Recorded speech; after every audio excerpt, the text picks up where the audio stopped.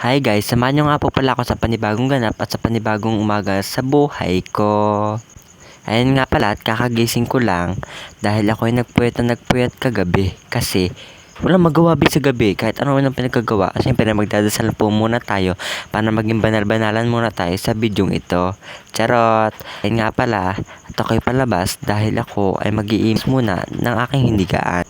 At po para sa mga nagtatanong kung nasan daw po ako, nandito po ako sa farm ng tita ko. Wow, may Siyempre, kailangan muna natin mag-imis ng hinigaan kasi para hindi makita ng ating tita na tayo ay damak. Huwag natin idalhin dito ang pagdadaramak sa bahay na ito, te.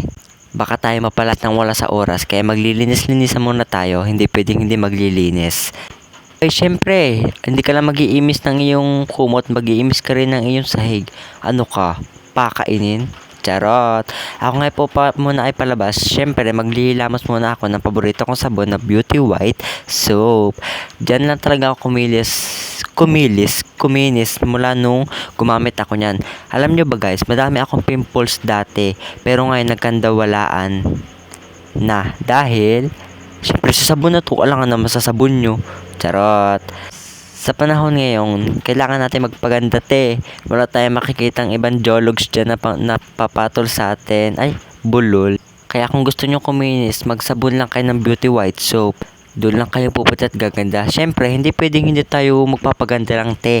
Maglilinis din tayo. Malay mo, dumating ang ating tiyahin at tayo mamura at mapalayas, kaya maglilinis tayo ng harapan. Parang may naamoy ako hindi maganda. At pagkatapos, tayo ay magkakape. Ano ba tong kape nito ng tiyahin kong to? Miski asukal, hindi makabili. Ay, Wow naman! Wow! back to the topic tayo. Siyempre, hindi siya bumibili ng asukal, be. Ako na nga tumitira dito, hindi pa bumibili ng asukal. Charot! See you next vlog po. Magbababay na ako. Baka madami pa masabi ako sa tita ko. Baka mapalayas tayo dun, ah. Bye-bye po. See you to next vlog.